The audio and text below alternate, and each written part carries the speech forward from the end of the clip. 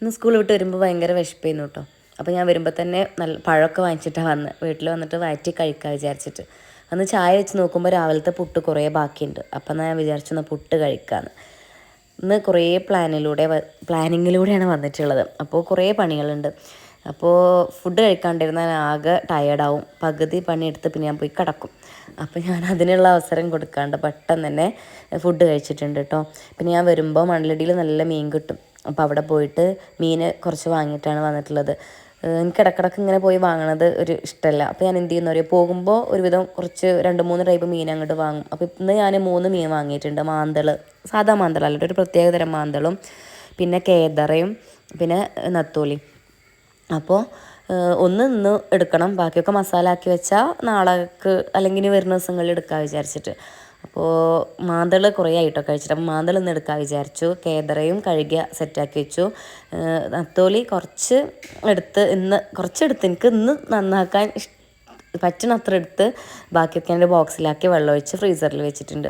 അപ്പോൾ അതെല്ലാം നന്നാക്കി കഴുകി വൃത്തിയാക്കി മസാലയൊക്കെ ആക്കി വെച്ചിട്ടുണ്ട്. ബാക്കിയൊക്കെ വൃത്തിയാക്കി തന്നിരുന്നു കേട്ടോ. നമുക്ക് നത്തോലി മാത്രമേ എനിക്ക് വൃത്തിയാക്കാണ്ടായിരുന്നുള്ളൂ.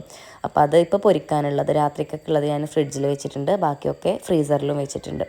പിന്നെ ക്ലീനിങ്ങിലേക്ക് ഇറങ്ങണം. ഇന്നലെ ബാത്റൂമൊക്കെ കഴുകി. അപ്പോൾ ഇന്ന് തുടക്കേണ്ട ദിവസമാണ്. അപ്പോൾ ഞാൻ പെട്ടെന്ന് തുടച്ചെടുത്തു. വീട് വൃത്തിയില്ലാണ്ട് അങ്ങനെ കണ്ട എനിക്ക് വെറുതെ ഒരു ദേഷ്യം വരില്ല. പിന്നെ ആ ദേഷ്യം കാക്കുനോടും കുട്ടികളോടൊക്കെ ഉണ്ടാവും. അപ്പോൾ ഞാൻ അതിനുള്ള ഇടവരുത്തലില്ല.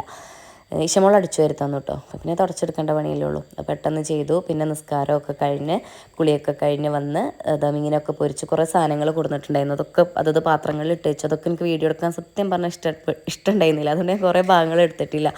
പിന്നെ നൈശുവിനെ പഠിപ്പിക്കാൻ അവൾക്ക് ഹോംവർക്കൊക്കെ എഴുതാനുള്ളത് കൊടുത്തിട്ടുള്ള അടുക്കളയിൽ പോയി പണികളൊക്കെ എടുത്തിട്ടുണ്ടായിരുന്നു. പിന്നെ ചിലത് ഞാൻ ഒപ്പിരുന്ന് എഴുതിപ്പിക്കണം. അങ്ങനെ ഞാൻ ക്ലാസ് ടെസ്റ്റ് ഇട്ട പേപ്പേഴ്സ് നോക്കാനുണ്ടായിരുന്നു. കുറച്ച് സ്കൂളിൽ നിന്ന് നോക്കി. അപ്പോൾ എനിക്കത് തീർക്കാനായിട്ടൊരു ഇതായിരുന്നു. അപ്പോൾ ഞാൻ അതും എടുത്ത് വീട്ടിലേക്ക് പോന്നു. അതും നോക്കി തീർത്തിട്ടുണ്ട്.